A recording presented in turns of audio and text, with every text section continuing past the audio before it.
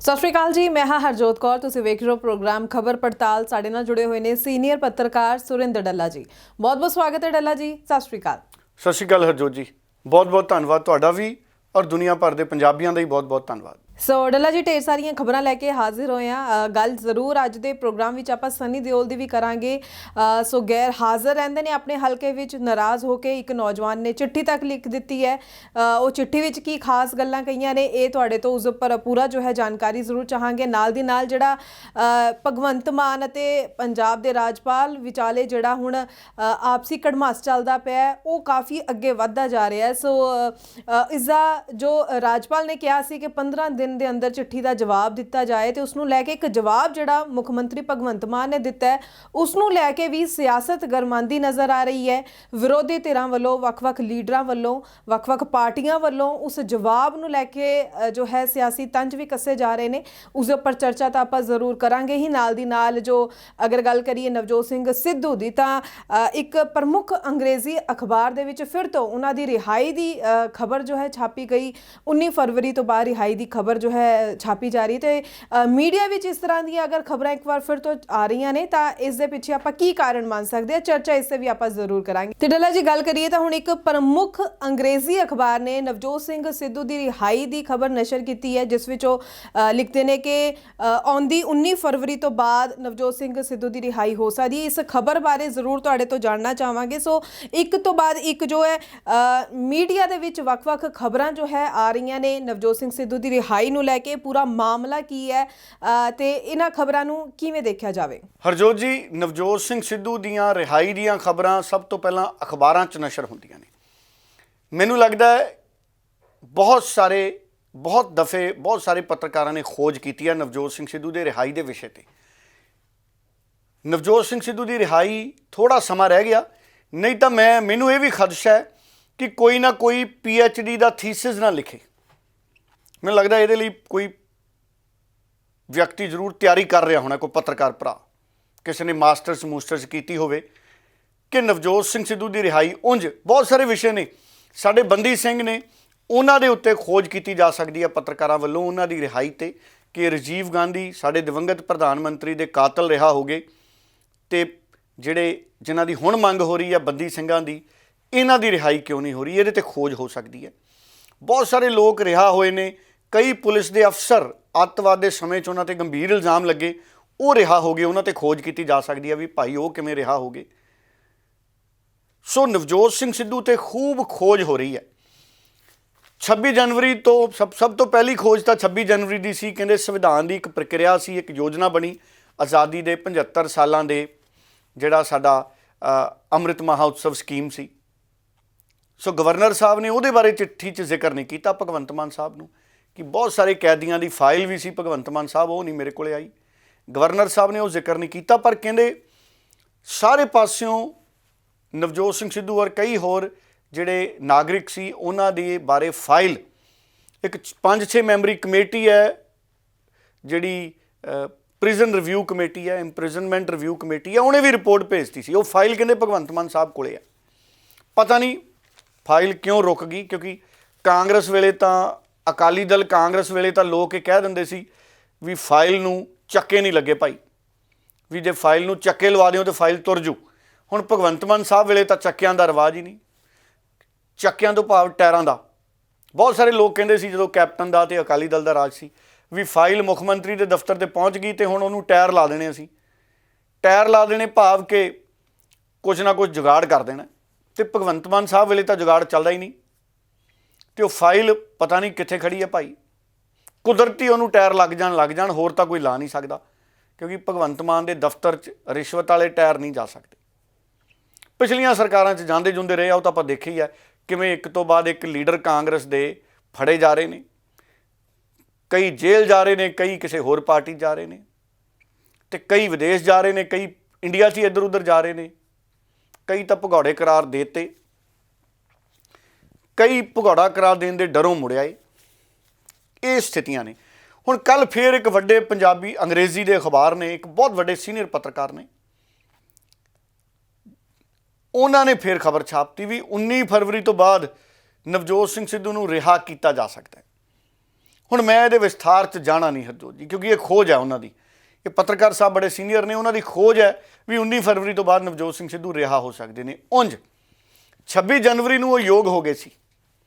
ਜਿਹੜਾ ਵਿਅਕਤੀ 26 ਜਨਵਰੀ ਨੂੰ ਯੋਗ ਹੋ ਗਿਆ ਸੀ, ਉਹ ਇੱਕ ਵਾਰੀ ਫੇਰ ਕਹਿੰਦੇ ਹੋਰ ਹਾਲਾਤਾਂ 'ਚ ਫਿਰ ਯੋਗ ਹੋ ਗਿਆ 19 ਫਰਵਰੀ ਤੋਂ ਬਾਅਦ। ਬਾਕੀ ਦੇਰ ਆਏ ਦਰੁਸਤ ਆਏ। ਨਵਜੋਤ ਸਿੰਘ ਸਿੱਧੂ ਦੀ ਸਿਹਤ ਤੇ ਕੋਈ ਫਰਕ ਨਹੀਂ ਜੇ 4 ਦਿਨ ਹੋਰ ਉਹਨਾਂ ਨੂੰ ਅੰਦਰ ਰੱਖ ਲੈਣਗੇ, ਪਰ ਕੋਈ ਹੋਰ ਨਵਜੋਤ ਸਿੰਘ ਸਿੱਧੂ ਨੂੰ ਅੰਦਰ ਰੱਖਣ ਦੀ ਜ਼ਿੱਦ 'ਚ ਕੋਈ ਹੋਰ ਵਿਚਾਰੇ ਦਾ ਹੱਕ ਨਾ ਕਿਸੇ ਦਾ ਮਾਰਿਓ ਭਾਈ। ਕਿਸੇ ਦਾ ਪਰਿਵਾਰ ਪਤਾ ਨਹੀਂ ਉਹਦੀ ਗੈਰ ਹਾਜ਼ਰੀ 'ਚ ਚੱਲਦਾ ਹੋਣਾ ਸੁੱਖ ਨਾਲ ਜਾਂ ਨਹੀਂ। ਸੋ ਨਵਜੋਤ ਸਿੰਘ ਸਿੱਧੂ ਨੇ ਆ ਹੀ ਜਾਣਾ ਜੀ ਹੁਣ 19 ਫਰਵਰੀ ਨੂੰ ਨਹੀਂ ਤੇ 19 ਮਾਰਚ, 19 ਮਾਰਚ ਨੂੰ ਨਹੀਂ ਤੇ 19 ਅਪ੍ਰੈਲ, ਨਹੀਂ ਤਾਂ 19 ਮਈ, 20 ਮਈ ਨੂੰ ਤਾਂ ਉਹਨਾਂ ਨੇ ਸਰੈਂਡਰ ਹੀ ਕਰਤਾ ਸੀ। ਸੋ ਇਸ ਕਰਕੇ ਆ ਤਾਂ ਜਾਣਾ ਹੀ ਹੈ ਨਵਜੋਤ ਸਿੰਘ ਸਿੱਧੂ ਨੇ। ਸੋ ਪਰ ਖੋਜ ਉਹਦੇ ਤੇ ਖੂਬ ਹੋ ਰਹੀ ਹੈ ਨਵਜੋਤ ਸਿੰਘ ਸਿੱਧੂ ਹੁਣਾਂ ਤੇ। ਮੁਹੱਬਤ ਹੀ ਬਹੁਤ ਹੈ ਪੱਤਰਕਾਰਾਂ ਨੂੰ, ਬਹੁਤ ਸਾਰੇ ਟੈਲੀਵਿਜ਼ਨ ਚੈਨਲਾਂ ਨੂੰ, ਪੱਤਰਕਾਰਾਂ ਨੂੰ, ਅਖਬਾਰਾਂ ਨੂੰ। ਨਵਜੋਤ ਸਿੰਘ ਸਿੱਧੂ ਦੀ ਜਦ ਤੱਕ ਸੁਰਖੀ ਨਹੀਂ ਛਪਦੀ ਰਿਹਾਈ ਵਾਲੀ, ਤਦ ਤੱਕ ਚੈਨ ਜਾਣੀ ਆਉਂਦਾ।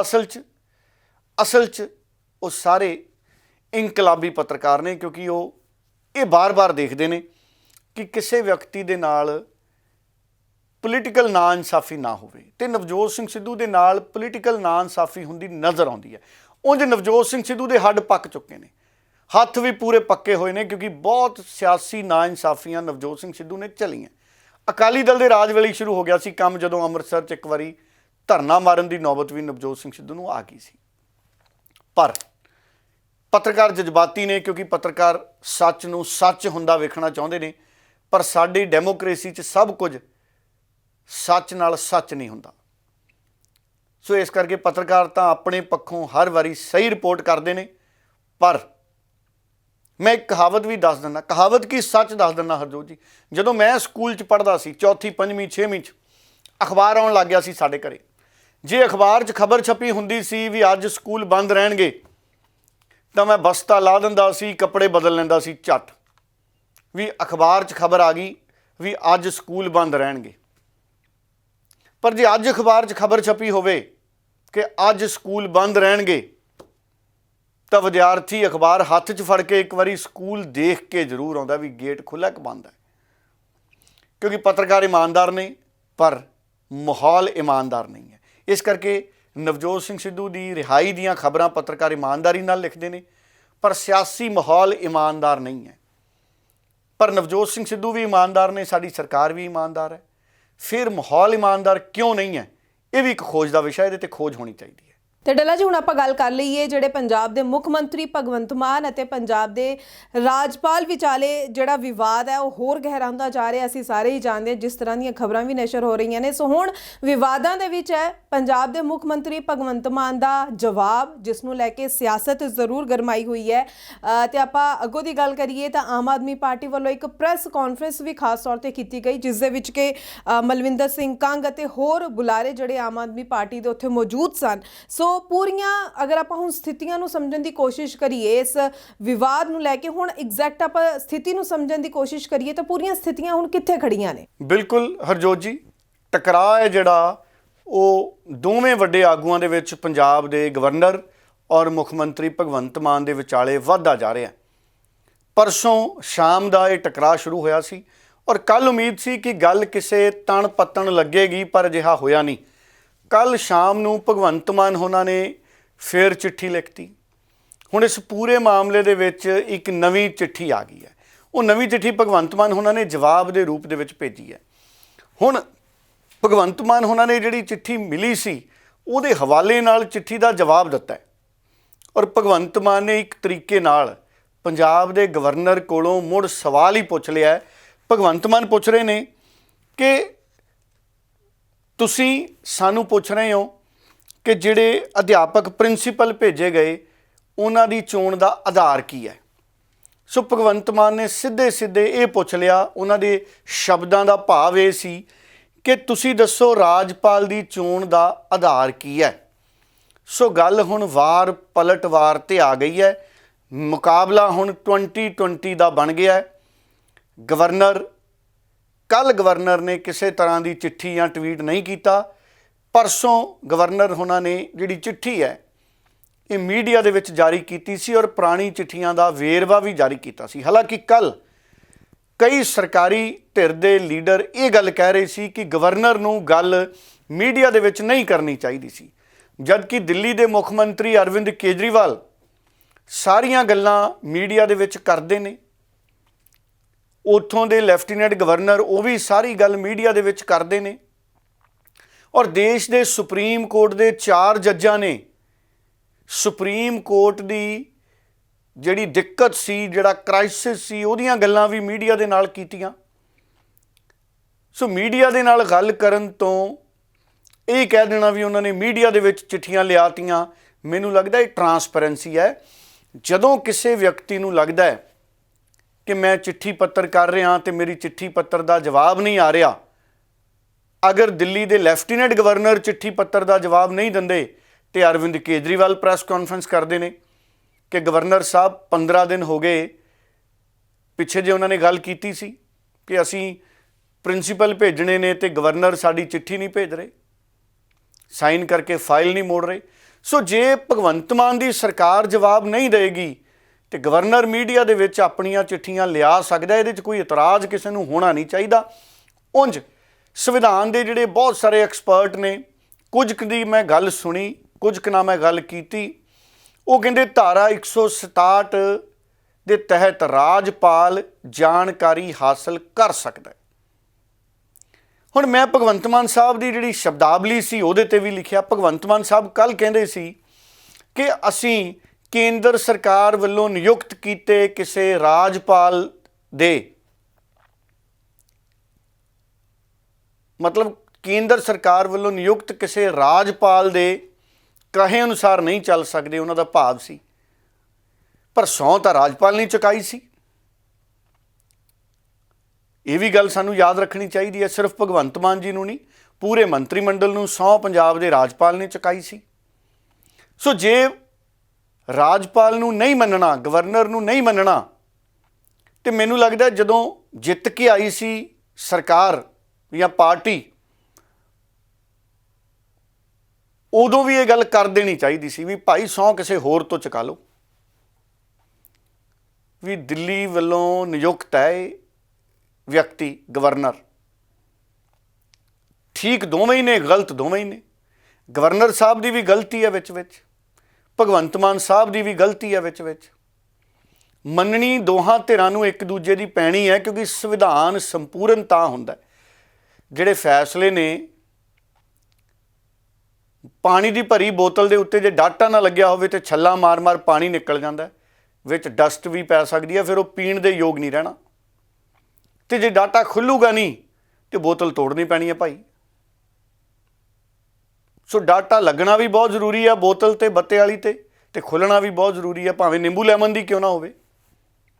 ਸੋ ਭਾਵ ਕਿ ਗਵਰਨਰ ਬਿਨਾਂ ਵੀ ਨਹੀਂ ਚੱਲਣਾ ਤੇ ਮੁੱਖ ਮੰਤਰੀ ਬਿਨਾਂ ਵੀ ਨਹੀਂ ਚੱਲਣਾ। ਹਾਲਾਂਕਿ ਅੱਜ ਇੱਕ ਆਮ ਆਦਮੀ ਪਾਰਟੀ ਦੇ ਲੀਡਰ ਦਾ ਬਿਆਨ ਵੀ ਆਇਆ, ਉਹ ਕਹਿੰਦੇ ਗਵਰਨਰ ਦੀ ਲੋੜ ਹੀ ਨਹੀਂ, ਗਵਰਨਰਾਂ ਔਰ ਲੈਫਟੀਨੈਂਟ ਗਵਰਨਰਾਂ ਦੀ ਲੋੜ ਹੀ ਨਹੀਂ। ਇਹ ਵੀ ਗੱਲ ਦੇ ਨਾਲ ਮੈਨੂੰ ਲੱਗਦਾ ਲੋਕ ਸਹਿਮਤ ਨਹੀਂ ਹੋਣਗੇ। ਅੱਛਾ, ਫਿਰ ਸਹੁੰ ਕੌਣ ਚੁਕਾਇਆ ਕਰੂਗਾ? ਮੁੱਖ ਮੰਤਰੀਆਂ ਨੂੰ ਤੇ ਮੰਤਰੀਆਂ ਨੂੰ। ਤੇ ਅਸੀਂ ਜਦੋਂ ਡਾਕਟਰ ਭੀਮ ਰਾਓ ਅੰਬੇਦਕਰ ਸਾਹਿਬ, ਬੜੇ ਪਰਮ ਸਤਿਕਾਰਯੋਗ, ਜਿਨ੍ਹਾਂ ਨੇ ਸਾਡਾ ਗਣਤੰਤਰ ਬਣਾਇਆ, ਲਿਖਿਆ, ਜਦੋਂ ਅਸੀਂ ਉਹਨਾਂ ਦੇ ਸੰਵਿਧਾਨ 'ਚ ਆਸਥਾ ਰੱਖਦੇ ਹਾਂ ਤੇ ਫਿਰ ਸੰਵਿਧਾਨਕ ਪਰੰਪਰਾਵਾਂ 'ਚ ਵੀ ਸਾਨੂੰ ਆਸਥਾ ਰੱਖਣੀਆਂ ਪੈਣੀਆਂ ਨੇ। ਫਿਰ ਅਸੀਂ ਕਿਵੇਂ ਕਹਿ ਸਕਦੇ ਹਾਂ ਕਿ ਗਵਰਨਰ ਦੀ ਲੋੜ ਨਹੀਂ ਹੈ? ਸੋ ਇਹ ਬੜੇ ਪੇਚੀਦੇ ਮਾਮਲੇ ਨੇ, ਇਹਦੇ 'ਚ ਕਿਸੇ ਨੂੰ ਠੀਕ ਗਲਤ ਕਹਿਣਾ ਬਹੁਤ ਔਖਾ ਹੈ। ਹਾਂ, ਸਾਰੇ ਲੋਕ ਆਪਣੀ ਸ਼ਰਧਾ ਮੁਤਾਬਕ, ਆਪਣੀ ਸੋਚ ਮੁਤਾਬਕ ਫੈਸਲਾ ਕਰ ਸਕਦੇ ਨੇ। ਬਹੁਤ ਸਾਰੇ ਲੋਕ ਕਹਿੰਦੇ ਹੋਣਗੇ ਭਗਵੰਤ ਮਾਨ ਸਾਹਿਬ ਸਹੀ ਹੈ, ਬਹੁਤ ਸਾਰੇ ਲੋਕ ਕਹਿੰਦੇ ਹੋਣਗੇ ਗਵਰਨਰ ਸਾਹਿਬ ਸਹੀ ਹੈ। ਪਰ ਸੰਵਿਧਾਨ ਦੀ ਭਾਵਨਾ ਇਹ ਕਹਿੰਦੀ ਹੈ ਕਿ ਦੋਹਾਂ ਨੂੰ ਸਹੀ ਹੋ ਕੇ ਇੱਕ ਦੂਸਰੇ ਦੀ ਗੱਲ ਦਾ ਇੱਜ਼ਤ ਮਾਣ ਕਰਨਾ ਚਾਹੀਦਾ ਹੈ। ਹੁਣ ਧਾਰਾ 167 ਕਹਿੰਦੀ ਹੈ ਕਿ ਗਵਰਨਰ ਮੰਗ ਸਕਦਾ ਹੈ ਜਾਣਕਾਰੀ, ਤੇ ਸਰਕਾਰ ਨੂੰ ਜਾਣਕਾਰੀ ਦੇਣ 'ਚ ਕੀ ਹਰਜ ਹੈ? ਉਂਝ ਸਰਕਾਰ ਦੇ ਬਹੁਤ ਸਾਰੇ ਫੈਸਲੇ ਨੇ ਜਿਹੜੇ ਉਹ ਗਵਰਨਰ ਦੀ ਮਨਜ਼ੂਰੀ ਨਾਲ ਹੀ ਆਉਂਦੇ ਨੇ।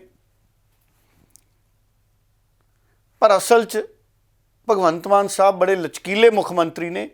ਮੈਨੂੰ ਇਹ ਲੱਗਦਾ ਹੈ ਕਿ ਭਗਵੰਤ ਮਾਨ ਸਾਹਿਬ ਨੂੰ ਜਿਸ ਤਰ੍ਹਾਂ ਦਿੱਲੀ ਤੋਂ ਸੰਕੇਤ ਆਉਂਦੇ ਨੇ, ਪਾਰਟੀ ਦੀ ਰਣਨੀਤੀ ਹੈ, ਭਗਵੰਤ ਮਾਨ ਸਾਹਿਬ ਆਪਣੀ ਪਾਰਟੀ ਦੀ ਲਾਈਨ ਤੋਂ ਬਾਹਰ ਨਹੀਂ ਜਾ ਸਕਦੇ। ਹੁਣ ਇਹਦਾ ਅਸਰ ਕੀ ਹੋ ਸਕਦਾ ਆਉਂਦੇ ਸਮੇਂ 'ਚ? ਦਿੱਲੀ ਦੇ ਵਿੱਚ ਲੈਫਟੀਨੈਂਟ ਗਵਰਨਰ ਨੇ ਚੀਫ ਸੈਕਟਰੀ ਤੋਂ ਇਨਕੁਆਇਰੀ ਕਰਾ ਕੇ ਐਕਸਾਈਜ਼ ਪਾਲਿਸੀ ਤੇ FIR ਦਰਜ ਕਰਨ ਦੇ ਹੁਕਮ ਕਰਤੇ ਸੀ। CBI ਨੂੰ ਐਕਸਾਈਜ਼ ਪਾਲਿਸੀ ਦੇਤੀ ਸੀ। ਜਿਹੜੇ ਗਵਰਨਰ ਨੇ, ਪੰਜਾਬ ਦੇ ਗਵਰਨਰ ਨੇ, ਉਹਨਾਂ ਨੇ ਇੱਕ ਪੁਲਿਸ ਅਫਸਰ ਜਿਹੜੇ ਚੰਡੀਗੜ੍ਹ ਦੇ SSP ਸੀ, ਉਹਨਾਂ ਦੇ ਮਾਮਲੇ 'ਚ CBI ਇਨਕੁਆਇਰੀ ਦੀ ਸਿਫਾਰਿਸ਼ ਕਰਤੀ ਸੀ। ਸੋ ਜਿਹੜੇ ਗਵਰਨਰ ਨੇ ਉਹ CBI ਦੀ ਸਿਫਾਰਿਸ਼ ਕਰਨ ਦਾ ਅਧਿਕਾਰ ਵੀ ਰੱਖਦੇ ਨੇ। ਹੁਣ ਗਵਰਨਰ ਆਪਣੀਆਂ ਚਿੱਠੀਆਂ ਤੇ ਆਧਾਰ ਬਣਾ ਰਹੇ ਸੀ ਕਿ ਮੈਨੂੰ ਵਿਰੋਧੀ ਧਿਰਾਂ ਦੀ ਚਿੱਠੀ ਆਈ ਹੈ, ਪ੍ਰਤਾਪ ਬਾਜਵੇ ਦੀ ਚਿੱਠੀ ਆਈ ਹੈ, ਇੱਕ ਵਿਅਕਤੀ ਬਾਰੇ ਜਿਹੜੇ ਮੀਟਿੰਗ 'ਚ ਬੈਠਦੇ ਸੀ, ਕਹਿੰਦੇ ਚੀਫ ਸੈਕਟਰੀ ਤੇ DGP ਦੀ ਮੀਟਿੰਗ 'ਚ ਬੈਠੇ ਸੀ ਇੱਕ ਵਿਅਕਤੀ। ਗਵਰਨਰ ਕਹਿੰਦੇ ਮੈਨੂੰ ਜਿਹੜੀਆਂ ਸ਼ਿਕਾਇਤਾਂ ਆਈਆਂ ਮੈਂ ਉਸ ਰੂਪ 'ਚ ਤੁਹਾਨੂੰ ਭੇਜ ਦਿੱਤੀਆਂ ਤੇ ਉਹਨਾਂ ਦੇ ਜਵਾਬ ਮੰਗੇ, ਤਾਂ ਕਿ ਮੈਂ ਜਿਨ੍ਹਾਂ ਲੋਕਾਂ ਨੇ ਮੈਨੂੰ ਸ਼ਿਕਾਇਤਾਂ ਭੇਜੀਆਂ ਮੈਂ ਉਹਨਾਂ ਨੂੰ ਜਵਾਬ ਅੱਗੇ ਭੇਜ ਸਕਾਂ ਨੱਥੀ ਕਰਕੇ। ਇਹ ਪ੍ਰਕਿਰਿਆ ਇਹੀ ਹੈ। ਪਰ ਮੈਨੂੰ ਇਹ ਲੱਗਦਾ ਹੈ ਕਿ ਇਸ ਗੱਲ ਦਾ ਸਰਕਾਰ ਨੇ ਬੁਰਾ ਮਨਾ ਲਿਆ।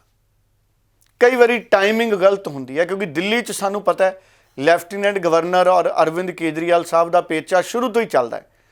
ਕੇਜਰੀਵਾਲ ਸਾਹਿਬ ਤੇ ਮਨੀਸ਼ ਸਿਸੋਦੀਆ ਨੇ ਤਾਂ ਲੈਫਟੀਨੈਂਟ ਗਵਰਨਰ ਦੇ ਘਰ ਦੇ ਅੰਦਰ ਹੀ ਆਫਿਸ, ਜਿਹੜਾ ਕੈਂਪ ਆਫਿਸ ਹੈ, ਉਹਦੇ 'ਚ ਹੀ ਧਰਨਾ ਲਾਤਾ ਸੀ।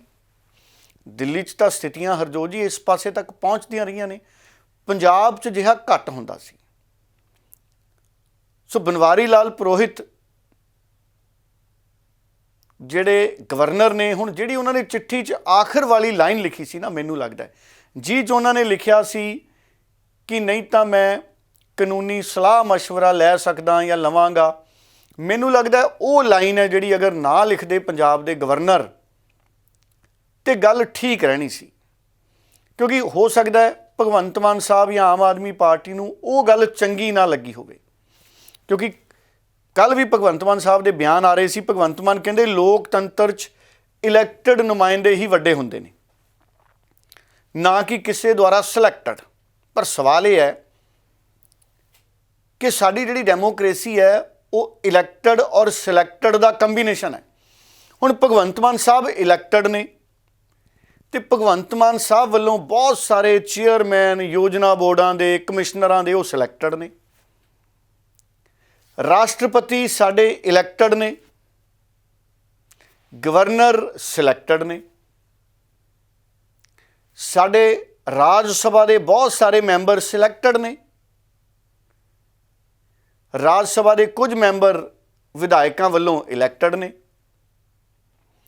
ਸੋ ਸਿਰਫ ਸਿਲੈਕਟਡ ਦੇ ਨਾਲ ਦੇਸ਼ ਨਹੀਂ ਚੱਲ ਸਕਦਾ, ਸਿਰਫ ਇਲੈਕਟਡ ਦੇ ਨਾਲ ਦੇਸ਼ ਨਹੀਂ ਚੱਲ ਸਕਦਾ। ਹਾਲਾਂਕਿ ਭਗਵੰਤ ਮਾਨ ਸਾਹਿਬ ਕਹਿੰਦੇ ਕਿ ਲੋਕਤੰਤਰ 'ਚ ਇਲੈਕਟਡ ਨੁਮਾਇੰਦੇ ਹੀ ਵੱਡੇ ਹੁੰਦੇ ਨੇ। ਸੋ ਮੈਨੂੰ ਲੱਗਦਾ ਵੱਡੇ ਛੋਟੇ ਦੀ ਦੌੜ 'ਚ ਨਹੀਂ ਪੈਣਾ ਚਾਹੀਦਾ, ਕਿਉਂਕਿ ਭਗਵੰਤ ਮਾਨ ਸਾਹਿਬ ਤਾਂ ਆਪ ਇੱਕ ਆਮ ਆਦਮੀ ਨੇ। ਹੁਣ ਭਗਵੰਤ ਮਾਨ ਸਾਹਿਬ ਕਹਿੰਦੇ ਲੋਕਤੰਤਰ 'ਚ ਇਲੈਕਟਡ ਨੁਮਾਇੰਦੇ ਵੱਡੇ ਹੁੰਦੇ ਨੇ ਤੇ ਕਿਸੇ ਦੁਆਰਾ ਸਿਲੈਕਟਡ, ਲੋਕਾਂ ਦੁਆਰਾ ਚੁਣੇ ਹੋਏ ਨੁਮਾਇੰਦੇ ਹੀ ਲੋਕ ਹਿੱਤ ਦੀ ਗੱਲ ਕਰਦੇ ਨੇ।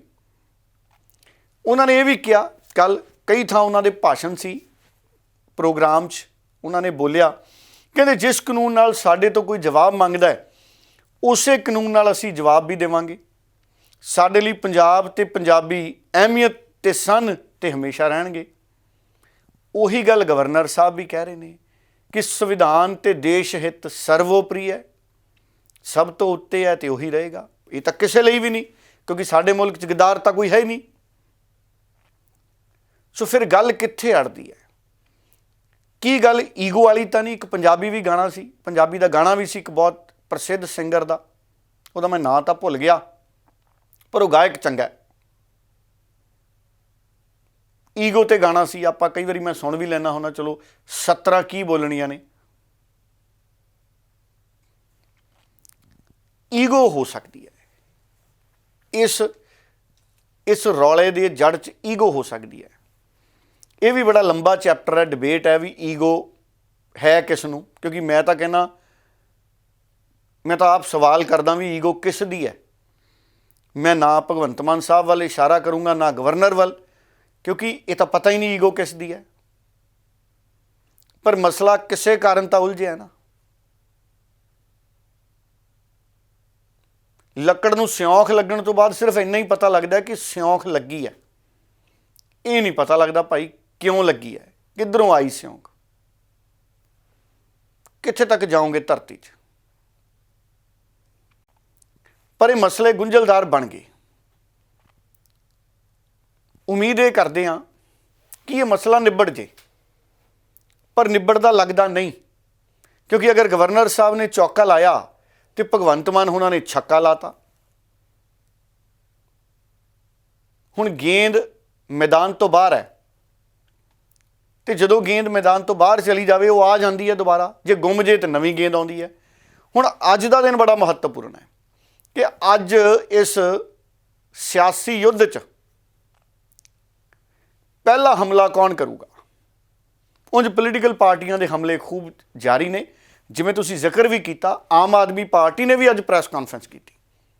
ਮਾਲਵਿੰਦਰ ਸਿੰਘ ਕੰਗ ਆਮ ਆਦਮੀ ਪਾਰਟੀ ਦੇ ਬੁਲਾਰੇ ਨੇ, ਉਹਨਾਂ ਨੇ ਵੀ ਪ੍ਰੈਸ ਕਾਨਫਰੰਸ ਕੀਤੀ। ਉਹਨਾਂ ਦੇ ਨਾਲ ਕਈ ਸੀਨੀਅਰ ਬੁਲਾਰੇ ਵੀ ਉਹਨਾਂ ਦੇ ਬੈਠੇ ਸੀ, ਗਰੇਵਾਲ ਸਾਹਿਬ ਵੀ ਨਾਲ ਬੈਠੇ ਸੀ, ਉਹ ਵੀ ਉਹਨਾਂ ਦੇ ਬੜੇ ਸੀਨੀਅਰ ਬੁਲਾਰੇ ਨੇ। ਉਹਨਾਂ ਨੇ ਸਿੱਧਾ ਹੀ ਕਹਿਤਾ ਵੀ ਅਗਰ ਗਵਰਨਰ ਸਾਹਿਬ ਸਿਆਸਤ ਕਰਨਾ ਚਾਹੁੰਦੇ ਨੇ ਤੇ ਉਹ ਚੋਣ ਰਾਜਨੀਤੀ 'ਚ ਆ ਜਾਣ। ਉਹ ਕਹਿੰਦੇ ਨੇ ਕਿ ਕੇਂਦਰ ਸਰਕਾਰ ਗਵਰਨਰਾਂ ਦੇ ਜ਼ਰੀਏ ਸੂਬਿਆਂ ਨੂੰ ਤੰਗ ਕਰਦੇ ਨੇ। ਜਦੋਂ ਕਾਂਗਰਸ ਦੀ ਸਰਕਾਰ ਸੀ ਉਦੋਂ ਬੀਜੇਪੀ ਵੀ ਇਹ ਇਲਜ਼ਾਮ ਲਾਉਂਦੀ ਸੀ ਕਿ ਕਾਂਗਰਸ ਦੀ ਸਰਕਾਰ ਗਵਰਨਰਾਂ ਦੇ ਜ਼ਰੀਏ ਸੂਬੇ ਸਰਕਾਰਾਂ ਨੂੰ ਤੰਗ ਕਰਦੀ ਹੈ। ਹੁਣ ਬੀਜੇਪੀ ਦੀ ਸਰਕਾਰ ਹੈ ਕੇਂਦਰ 'ਚ, ਹੁਣ ਕਾਂਗਰਸ ਵਾਲੇ ਵੀ ਤੇ ਆਮ ਆਦਮੀ ਪਾਰਟੀ ਵਾਲੇ ਵੀ ਇਹ ਇਲਜ਼ਾਮ ਲਾਉਂਦੇ ਨੇ। ਇਹ ਸਹੂਲਤ ਦੀ ਪੋਲਿਟਿਕਸ ਵੀ ਹੋ ਸਕਦੀ ਹੈ। ਜਦੋਂ ਕੋਈ ਸੱਤਾ 'ਚ ਹੁੰਦਾ ਹੈ, ਕਈ ਵਾਰੀ ਉਹ ਸੋਚਦਾ ਵੀ ਜੇ ਸਿਆਸੀ ਟੀਕਾ ਕਿਸੇ ਦੇ ਲੱਗ ਸਕਦਾ ਤੇ ਲਾਓ। ਉਂਝ ਗਵਰਨਰ ਉਹਨਾਂ ਨੇ ਜਿਹੜੇ ਸਵਾਲ ਚੱਕੇ, ਅਧਿਆਪਕਾਂ ਦੀ ਚੋਣ ਦਾ ਆਧਾਰ ਕੀ ਹੈ, ਅਧਿਆਪਕ ਕਿਸ ਪ੍ਰਕਿਰਿਆ ਨਾਲ ਚੁਣੇ ਗਏ, ਇਹਦਾ ਜਵਾਬ ਉਹਨਾਂ ਨੇ ਮੰਗਿਆ। ਫਿਰ ਉਹ ਕਹਿੰਦੇ ਮੈਂ ਸਕਾਲਰਸ਼ਿਪ ਦੀ ਗੱਲ ਕੀਤੀ ਵੀ 2 ਲੱਖ ਵਿਦਿਆਰਥੀ ਨੇ ਜਿਨ੍ਹਾਂ ਨੂੰ ਸਕਾਲਰਸ਼ਿਪ ਨਹੀਂ ਮਿਲ ਰਹੀ। ਮੈਨੂੰ ਲੱਗਦਾ ਭਗਵੰਤ ਮਾਨ ਸਾਹਿਬ ਇਹਦਾ ਜਵਾਬ ਤਾਂ ਜ਼ਰੂਰ ਦੇ ਦੇਣਗੇ, ਕਿਉਂਕਿ ਆਮ ਆਦਮੀ ਪਾਰਟੀ ਨੇ ਲੜਾਈ ਲੜੀ ਹੈ। ਆਮ ਆਦਮੀ ਪਾਰਟੀ ਕਿਸੇ ਵੇਲੇ ਖੁਦ ਪੰਜਾਬ ਦੇ ਗਵਰਨਰ ਨੂੰ ਮੰਗ ਪੱਤਰ ਦਿੰਦੀ ਰਹੀ ਹੈ।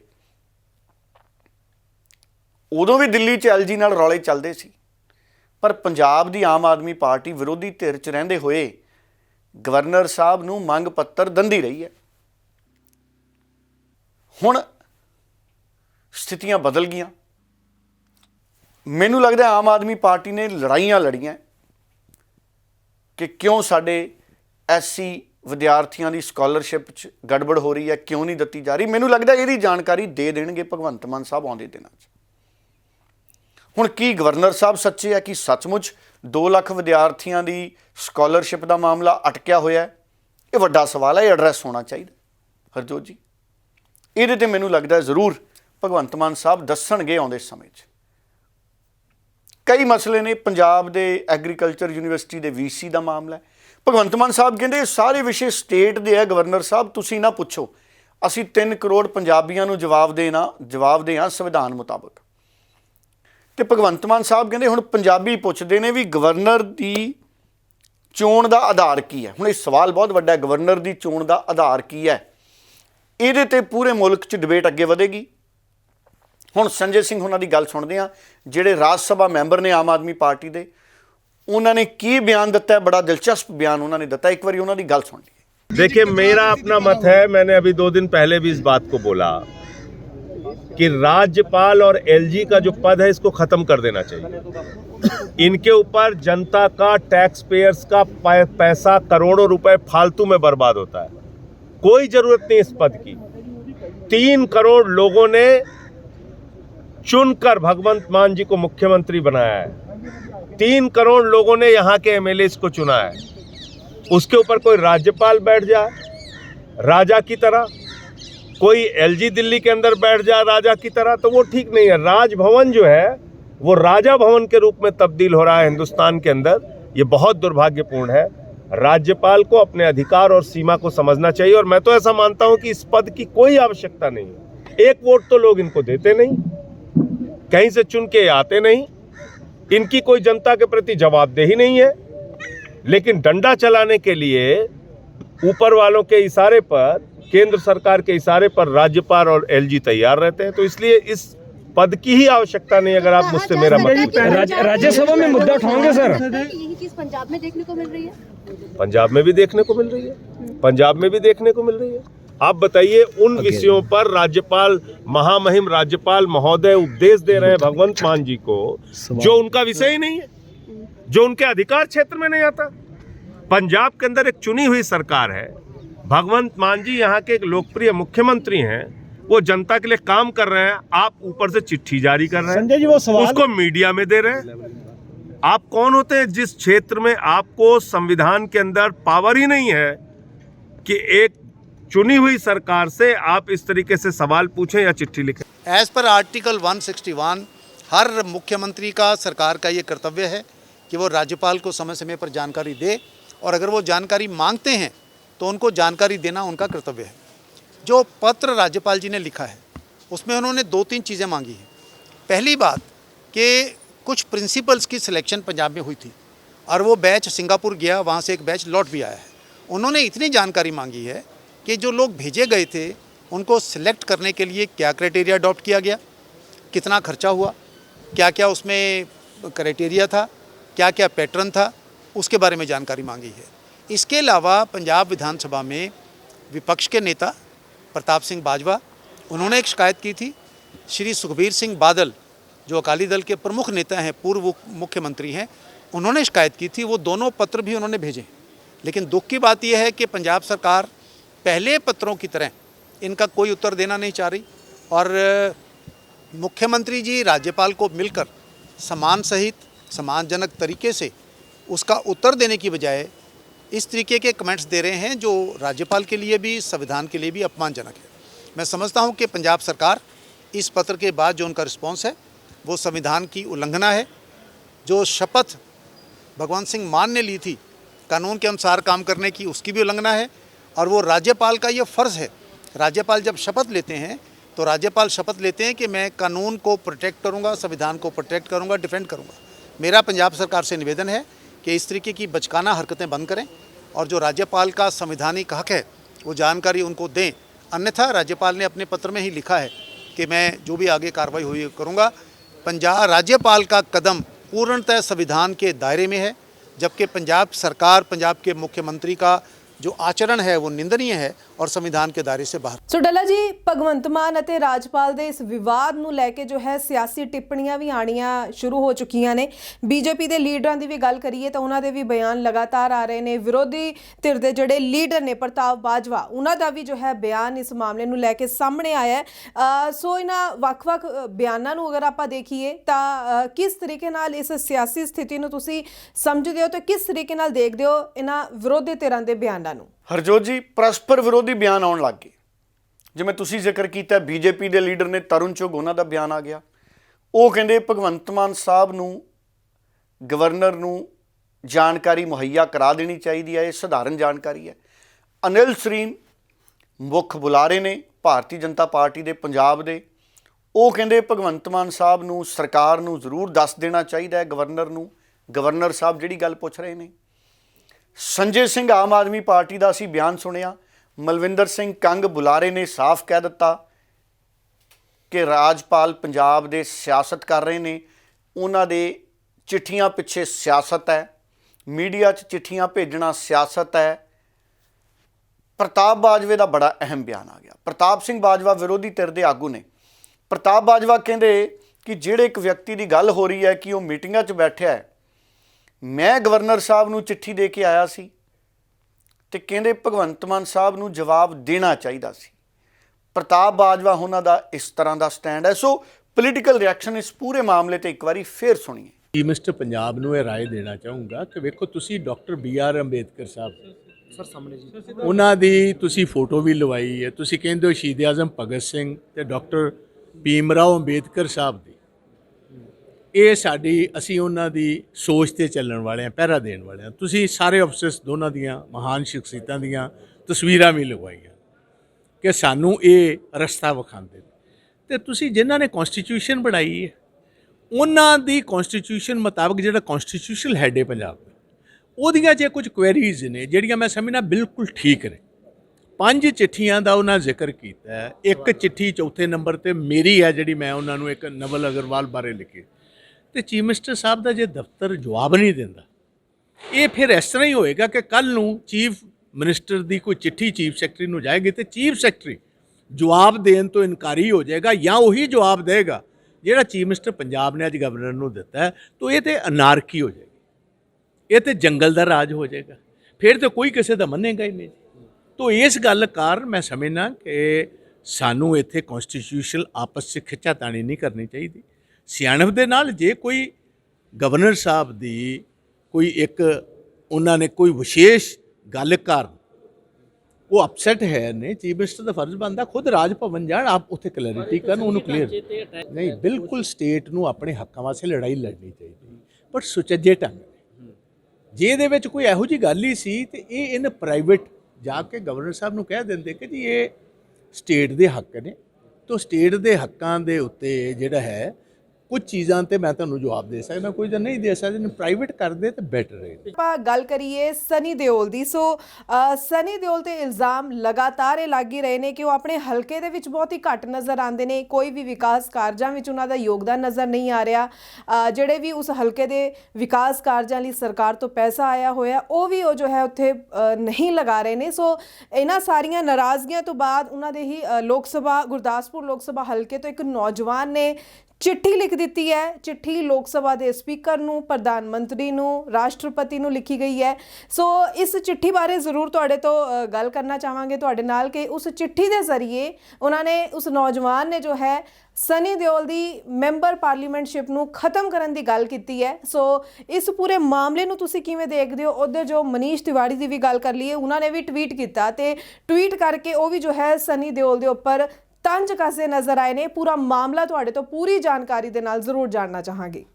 ਉਧਰ ਸਨੀ ਦਿਓਲ ਦਾ ਲੋਕ ਸਭਾ ਹਲਕਾ ਗੁਰਦਾਸਪੁਰ, ਉੱਥੋਂ ਦੇ ਇੱਕ ਨੌਜਵਾਨ ਨੇ ਚਿੱਠੀ ਲਿਖਤੀ ਲੋਕ ਸਭਾ ਦੇ ਸਪੀਕਰ ਨੂੰ। ਲੋਕ ਸਭਾ ਦੇ ਸਪੀਕਰ ਨੂੰ ਹੀ ਚਿੱਠੀ ਲਿਖੀ ਹੈ, ਜੋ ਜਾਣਕਾਰੀ ਹੈ ਹਰਜੋਤ ਜੀ ਇਕੱਲੇ।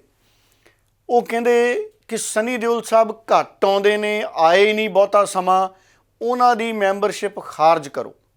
ਇਹ ਉੱਥੋਂ ਦੇ ਇੱਕ ਨੌਜਵਾਨ ਨੇ, ਮੀਡੀਆ ਦੇ ਵਿੱਚ ਰਿਪੋਰਟ ਹੋਇਆ। ਉਧਰ ਜਿਹੜੇ ਮੈਂਬਰ ਪਾਰਲੀਮੈਂਟ ਨੇ ਮਨੀਸ਼ ਤਿਵਾੜੀ, ਉਹਨਾਂ ਨੇ ਇੱਕ ਟਵੀਟ ਕਰਤਾ। ਉਹ ਕਹਿੰਦੇ ਕਿ ਬਹੁਤ ਅਹਿਮੀਅਤ ਵਾਲੀ ਗੁਰਦਾਸਪੁਰ ਦੀ ਕੌਂਸਟੈਂਸੀ ਹੈ ਤੇ ਜਿਹੜੇ ਉੱਥੋਂ ਦੇ ਮੈਂਬਰ ਪਾਰਲੀਮੈਂਟ ਨੇ 1 ਸਾਲ ਰਹਿ ਗਿਆ, ਉਹਨਾਂ ਨੂੰ ਉੱਥੇ ਲੋਕਾਂ 'ਚ ਵਿਚਰਨਾ ਚਾਹੀਦਾ। ਬਹੁਤ ਘੱਟ ਵਾਰ ਦੇਖਣ ਸੁਣਨ ਨੂੰ ਮਿਲਿਆ ਕਿ ਉਹ ਉੱਥੇ ਗਏ ਹੋਣ, ਲੋਕਾਂ 'ਚ ਵਿਚਰੇ ਹੋਣ। ਸੋ ਮਨੀਸ਼ ਤਿਵਾੜੀ ਨੇ ਵੀ ਇਸ ਗੱਲ ਨੂੰ ਅੱਗੇ ਵਧਾਇਆ। ਮੈਨੂੰ ਲੱਗਦਾ ਹੈ ਭਾਰਤੀ ਜਨਤਾ ਪਾਰਟੀ ਨੂੰ ਸੋਚਣ ਦੀ ਲੋੜ ਹੈ, ਕਿਉਂਕਿ ਗੁਰਦਾਸਪੁਰ ਦੇ ਵਿੱਚ ਵੀ 24 'ਚ ਚੋਣਾਂ ਹੋਣੀਆਂ ਨੇ, 2024 'ਚ ਉੱਥੇ ਵੀ ਚੋਣਾਂ ਹੋਣੀਆਂ ਨੇ। ਸੋ ਇਸ ਵਾਰ ਸਨੀ ਦਿਓਲ ਕੀ ਆਉਣਗੇ ਜਾਂ ਨਹੀਂ ਆਉਣਗੇ, ਇਹ ਵੀ ਬਹੁਤ ਵੱਡਾ ਸਵਾਲ ਹੈ। ਪਰ ਇਹਦੇ ਨਾਲ ਪੂਰੇ ਪੰਜਾਬ 'ਚ ਭਾਰਤੀ ਜਨਤਾ ਪਾਰਟੀ ਦੀ ਸਿਆਸੀ ਸਾਖ ਖਰਾਬ ਹੁੰਦੀ ਹੈ। ਮੈਨੂੰ ਲੱਗਦਾ ਗੁਰਦਾਸਪੁਰ ਦੀ ਚੋਣ 2024 'ਚ ਜਿੱਤਣਾ ਭਾਰਤੀ ਜਨਤਾ ਪਾਰਟੀ ਲਈ ਚੁਣੌਤੀ ਬਣ ਜਾਣਾ, ਕਿਉਂਕਿ ਐਡੇ ਵੱਡੇ ਲਾਰੇ ਧਰਮਿੰਦਰ ਸਾਹਿਬ ਤੇ ਸਨੀ ਦਿਓਲ ਸਾਹਿਬ ਨੇ ਲੋਕਾਂ ਨੂੰ ਲਾਏ ਸੀ ਉੱਥੇ। ਤੇ ਉਸ ਤੋਂ ਬਾਅਦ ਜਿੱਤਣ ਤੋਂ ਬਾਅਦ ਫਿਲਮਾਂ 'ਚ ਜ਼ਰੂਰ ਰੁੱਝੇ ਹੋਏ ਨੇ ਸਨੀ ਦਿਓਲ ਸਾਹਿਬ। ਚਲੋ ਉਹਦਾ ਉਹਨਾਂ ਨੂੰ ਸ਼ੁਭ ਕਾਮਨਾਵਾਂ ਨੇ, ਉਹਨਾਂ ਦੀਆਂ ਫਿਲਮਾਂ ਚੱਲਦੀਆਂ ਰਹਿਣ। ਪਰ ਲੋਕਾਂ ਦੇ ਮਸਲੇ ਹੱਲ ਕਰਨ ਲਈ ਵਾਅਦੇ ਕਰਕੇ ਗਏ ਸੀ, ਰੋਡ ਮਾਰਚ ਕੀਤੇ, ਰੋਡ ਸ਼ੋਅ ਕੀਤੇ, ਲੋਕਾਂ ਤੋਂ ਵੋਟਾਂ ਮੰਗੀਆਂ, ਵੱਡੀਆਂ ਗੱਲਾਂ ਕੀਤੀਆਂ। ਮੈਨੂੰ ਲੱਗਦਾ ਬੀਜੇਪੀ ਨੂੰ ਖਾਮਿਆਜ਼ਾ ਭੁਗਤਣਾ ਪੈ ਸਕਦਾ ਹੈ। ਸੋ ਡੱਲਾ ਜੀ, ਪ੍ਰੋਗਰਾਮ ਦੇ ਵਿੱਚ ਅੱਗੇ ਵਧਦੇ ਹੋਏ ਇੱਕ ਅਪਡੇਟ ਤੁਹਾਡੇ ਤੋਂ ਜ਼ਰੂਰ ਲੈਣਾ ਚਾਹਾਂਗੇ। ਜੋ ਪੰਜਾਬ ਵਿਧਾਨ ਸਭਾ ਦੇ ਵਿਧਾਇਕਾਂ ਦੀ ਟ੍ਰੇਨਿੰਗ ਦਾ ਸੈਸ਼ਨ ਜੋ ਹੈ ਉਸ ਦੀ ਸ਼ੁਰੂਆਤ ਹੋਈ ਹੈ। ਇਸ ਟ੍ਰੇਨਿੰਗ ਸੈਸ਼ਨ ਨੂੰ ਲੈ ਕੇ ਵੀ ਅਪਡੇਟ ਜੋ ਹੈ ਮੈਂ ਚਾਹੂੰਗੀ ਜ਼ਰੂਰ ਤੁਸੀਂ ਇਸ ਦੀ ਜਾਣਕਾਰੀ ਆਪਣੇ ਪ੍ਰੋਗਰਾਮ ਦੇ ਆਪਾਂ ਦਰਸ਼ਕਾਂ ਨਾਲ ਵੀ ਜ਼ਰੂਰ ਸਾਂਝੀ ਕਰੀਏ। ਦੇਖੋ, ਵਿਧਾਨ ਸਭਾ ਦੇ ਵਿੱਚ ਜਿਹੜੇ ਪਹਿਲੀ ਵਾਰੀ ਚੁਣ ਕੇ ਆਏ ਨੇ ਵਿਧਾਇਕ, ਉਹਨਾਂ ਦੇ ਟ੍ਰੇਨਿੰਗ ਸੈਸ਼ਨ ਦੀ ਸ਼ੁਰੂਆਤ ਹੋਈ ਹੈ। ਪੰਜਾਬ ਦੇ ਮੁੱਖ ਮੰਤਰੀ ਭਗਵੰਤ ਮਾਨ ਨੇ ਵੀ ਕੱਲ੍ਹ ਉੱਥੇ ਪਹੁੰਚ ਕੀਤੀ। ਭਗਵੰਤ ਮਾਨ ਉਹਨਾਂ ਕੋਲੇ ਕਾਫੀ ਤਜਰਬਾ ਹੈ, ਪਾਰਲੀਮੈਂਟ ਦੇ ਵਿੱਚ 2 ਵਾਰ ਰਿਪਰੈਜ਼ੈਂਟ ਉਹਨਾਂ ਨੇ ਕੀਤਾ ਪੰਜਾਬ ਨੂੰ। ਸੋ ਪਹਿਲੀ ਵਾਰ ਵਿਧਾਇਕ ਵੀ ਬਣੇ ਨੇ। ਸੋ ਕੁਲਤਾਰ ਸਿੰਘ ਸੰਧਵਾਂ ਦੂਜੀ ਵਾਰ ਦੇ ਵਿਧਾਇਕ ਨੇ। ਕੁਲਤਾਰ ਸਿੰਘ ਸੰਧਵਾਂ ਇਸ ਤੋਂ ਪਹਿਲਾਂ ਵੀ ਵਿਧਾਇਕ ਰਹੇ ਨੇ ਆਮ ਆਦਮੀ ਪਾਰਟੀ ਦੇ। ਸੋ ਉਹ ਸਪੀਕਰ ਨੇ। ਸੋ ਵਿਧਾਇਕਾਂ ਨੂੰ ਟ੍ਰੇਨਿੰਗ ਕੀ ਵਿਧਾਨ ਸਭਾ ਦਾ ਕੰਮਕਾਜ ਕਿਵੇਂ ਹੋਣਾ ਹੈ, ਕਿਵੇਂ ਵੱਖ-ਵੱਖ ਯੋਜਨਾਵਾਂ ਦੇ ਵਿੱਚ ਵਿਧਾਨ ਸਭਾ ਦੇ ਜਿਹੜੇ ਮੈਂਬਰ ਨੇ ਉਹ ਆਪਣੀ ਸ਼ਮੂਲੀਅਤ ਕਰਨ, ਕਿਵੇਂ ਯੋਜਨਾਵਾਂ ਬਣਾਉਣ, ਕਿਵੇਂ ਰਿਪਰੈਜ਼ੈਂਟੇਸ਼ਨ ਹੋਣੀ ਹੈ, ਸਰਕਾਰੀ ਸਕੀਮਾਂ ਨੂੰ ਕਿਵੇਂ ਚੰਗੀ ਤਰ੍ਹਾਂ ਸਮਝਣ, ਅਫਸਰਾਂ ਦੇ ਨਾਲ ਕਿਵੇਂ ਪੇਸ਼ ਆਉਣਾ ਹੈ ਜਾਂ ਅਫਸਰਾਂ ਤੋਂ ਕਿਵੇਂ ਕੰਮ ਲੈਣਾ ਹੈ, ਇਹ ਸਾਰੀਆਂ ਗੱਲਾਂ ਨੇ ਜਿਹੜੀਆਂ ਇਹ ਚੱਲੀਆਂ ਨੇ। ट्रेनिंग के बारे में पूछा है, मेरे को ठीक नहीं लगा। और लगता है कि स्टेटां दे हक राइट खोण दा एक तरीकाकारी हैगी है कि ਇਹ ਹੁੰਦਾ ਰਿਹਾ ਪੰਜਾਬ ਨਾਲ, ਪਰ ਇਸੇ ਕਰਕੇ ਕਹਿੰਦੇ ਆ ਕਿ ਆਪਾਂ ਨੂੰ ਈਗੋ ਨਹੀਂ ਬਣਾਉਣੀ ਚਾਹੀਦੀ। ਅੱਛਾ, ਮੇਰੇ ਹੋ ਸਕਦਾ ਕਿਸੇ ਨਾਲ ਰਿਲੇਸ਼ਨ ਚੰਗੇ ਨਾ ਹੋਣ, ਕਿਸੇ ਨਾਲ ਚੰਗੇ ਹੋਣ, but at the same time ਜਦੋਂ ਅਸੀਂ ਸੰਵਿਧਾਨਕ ਅਹੁਦਿਆਂ ਤੇ ਬੈਠੇ ਆ ਤੇ ਸਾਡਾ ਉਹਦੇ ਪ੍ਰਤੀ ਕੋਈ ਨਾ ਕੋਈ ਫਰਜ਼ ਬਣਦਾ ਤੇ ਸਾਨੂੰ ਉਹਦੇ 'ਚ ਕੋਈ ਗੁਰੇਜ਼ ਨਹੀਂ ਕਰਨਾ ਚਾਹੀਦਾ। ਹਾਂ, ਗਵਰਨਰ ਸਾਹਿਬ ਕੋਈ ਗੱਲ ਪੁੱਛ ਰਹੇ ਆ ਤੇ ਦੱਸ ਦੇਣੀ ਚਾਹੀਦੀ ਆ। ਐਡੀ ਵੀ ਕੀ ਗੱਲ ਆ, ਆਪਾਂ ਕੋਈ ਇਦਾਂ ਦੀ ਲੁਕਾਉਣ ਵਾਲੀ ਚੀਜ਼ ਤਾਂ ਹੈ ਨਹੀਂ ਗੀ, ਕਿਉਂਕਿ ਲੋਕਾਂ ਨੂੰ ਸਾਰਾ ਕੁਝ ਪਤਾ, ਲੋਕੀ ਅਵੇਅਰ ਹੋਏ ਆ, ਕਿਉਂਕਿ ਸੋਸ਼ਲ ਮੀਡੀਆ ਨੇ ਉਹਦੇ ਵਿੱਚ ਆਪਣਾ ਰੋਲ ਪਲੇ ਕੀਤਾ ਹੈਗਾ। ਇਹ ਠੀਕ ਹੈ ਕਿ ਪਿਛਲੇ ਸਮੇਂ ਦੇ ਵਿੱਚ ਮੋਦੀ ਜੀ ਵੀ ਉਹੀ ਕੰਮ ਕਰ ਰਹੇ ਆ, ਕੇਜਰੀਵਾਲ ਵੀ ਉਹੀ ਕੰਮ ਕਰ ਰਿਹਾ, ਦਿੱਲੀ ਇਹ ਹੋਰ ਤਰ੍ਹਾਂ ਦੀ ਲੈਂਗੁਏਜ ਬੋਲਦੇ ਆ, ਪੰਜਾਬ ਚੜ੍ਹ ਕੇ ਹੋਰ ਤਰ੍ਹਾਂ ਦੀ ਲੈਂਗੁਏਜ ਬੋਲਦੇ ਆ। ਨਹੀਂ, ਚਲੋ ਇਹ ਤਾਂ ਸਰਕਾਰ ਦਾ ਪ੍ਰੈਰੋਗੇਟਿਵ ਹੈਗਾ, ਇਹ ਜਦੋਂ ਵੀ ਕਰਨਗੇ ਉਹਦੇ ਵਿੱਚ, ਕਿਉਂਕਿ ਜਿੰਨਾ ਕੁ ਕਰਜ਼ਾ ਇਹਨਾਂ ਨੇ ਲੈਣਾ ਸੀ ਉਹ ਲੈ ਲਿਆ ਹੈਗਾ, ਉਹ ਹੁਣ ਕਿੱਦਾਂ ਫਿਗਰਾਂ ਨੂੰ ਆਪਸ ਵਿੱਚ ਲਗਾਉਣਗੇ, ਵੰਡਣਗੇ, ਮੈਨੂੰ ਲੱਗਦਾ ਇਹ क्वेश्चन है। हम 36 प्रिंसिपल को लेके तो गए, लेकिन अब तक तो कोई लेके ही नहीं गया। हम एजुकेशन की और हेल्थ की और कुछ कर तो रहे हैं, लेकिन नहीं, मैं वही बोल रहा हूँ, हम लेके तो गए, उसमें क्या पार्शलिटी किया, क्या किया, कोई बात नहीं है। गवर्नर साहब को जो भी उनके कोई भी इशू है वो बैठ के किया जा सकता है। वो ऐसे बार बार टोका टाकी करना भी कोई अच्छी ਰੱਖਦਾ ਵੀ ਟ੍ਰੇਨਿੰਗ ਤਾਂ ਚਲੋ ਸਾਨੂੰ ਦੇ ਰਹੇ ਹੈ, ਪਰ ਸੈਸ਼ਨਸ ਵੀ ਜਿਹੜੇ ਹੈ ਉਹ ਟ੍ਰੇਨਿੰਗ ਨੂੰ ਅਸੀਂ ਇਸਤੇਮਾਲ ਕਰਨ ਵਾਸਤੇ ਸੈਸ਼ਨਸ ਵੀ ਲੰਬੇ ਹੋਣੇ ਚਾਹੀਦੇ, ਫਿਰ ਤਾਂ ਇਹਦਾ ਕੋਈ ਫਾਇਦਾ ਹੋਊਗਾ। ਦੇਖੋ, ਮੈਂ ਇਹਦੇ ਵਿੱਚ ਦੋ ਪਹਿਲੂ ਹੈ। ਮੈਂ ਭਗਵੰਤ ਮਾਨ ਸਾਹਿਬ ਨੇ ਜਿਵੇਂ ਕਿਹਾ ਕਿ he is answerable to the people of Punjab, ਮੈਂ ਉਸ ਗੱਲ ਨਾਲ ਸਹਿਮਤ ਹਾਂ, ਲੇਕਿਨ ਉਹਦੇ ਨਾਲ ਜਿਹੜੀ ਗੱਲਾਂ ਗਵਰਨਰ ਸਾਹਿਬ ਨੇ ਚਿੱਠੀ ਦੇ ਵਿੱਚ ਲਿਖੀ ਹੈ ਉਹ ਵੀ ਮਤਲਬ ਸੀਰੀਅਸ ਮੁੱਦੇ, ਉਹਨਾਂ ਤੇ ਉੱਤੇ ਸਫਾਈ ਜ਼ਰੂਰ ਦੇਣੀ ਚਾਹੀਦੀ ਹੈ। Thank you. ਸੋ ਬਹੁਤ ਬਹੁਤ ਧੰਨਵਾਦ ਡੱਲਾ ਜੀ ਤੁਹਾਡਾ ਕਿ ਤੁਸੀਂ ਇਹਨਾਂ ਸਾਰੀਆਂ ਹੀ ਖਬਰਾਂ ਦੇ ਉੱਪਰ ਪੂਰੀ ਜਾਣਕਾਰੀ ਜੋ ਹੈ, ਪੂਰੀ ਪੜਤਾਲ ਦੇ ਬਾਅਦ ਪੂਰੀ ਜਾਣਕਾਰੀ ਦਰਸ਼ਕਾਂ ਦੇ ਨਾਲ ਸਾਂਝੀ ਕੀਤੀ ਹੈ। ਦਰਸ਼ਕਾਂ ਦਾ ਵੀ ਧੰਨਵਾਦ ਕਰਦੇ ਹਾਂ ਜੋ ਕਿ ਹਮੇਸ਼ਾ ਹੀ ਪ੍ਰੋਗਰਾਮ ਦੇ ਨਾਲ ਜੁੜਦੇ ਨੇ, ਆਪਣੇ ਕੀਮਤੀ ਸੁਝਾਅ, ਕੀਮਤੀ ਵਿਚਾਰ ਸਮੇਂ-ਸਮੇਂ ਤੇ ਸਾਡੇ ਨਾਲ ਕਮੈਂਟਸ ਦੇ ਜ਼ਰੀਏ ਸਾਂਝੇ ਵੀ ਕਰਦੇ ਰਹਿੰਦੇ ਨੇ। ਫਿਲਹਾਲ ਦੇ ਲਈ ਮੈਨੂੰ ਯਾਨੀ ਕਿ ਹਰਜੋਤ ਕੌਰ ਨੂੰ ਵੀ ਦਿਓ ਜੀ ਇਜਾਜ਼ਤ। ਧੰਨਵਾਦ, ਬਹੁਤ ਬਹੁਤ ਧੰਨਵਾਦ ਜੀ।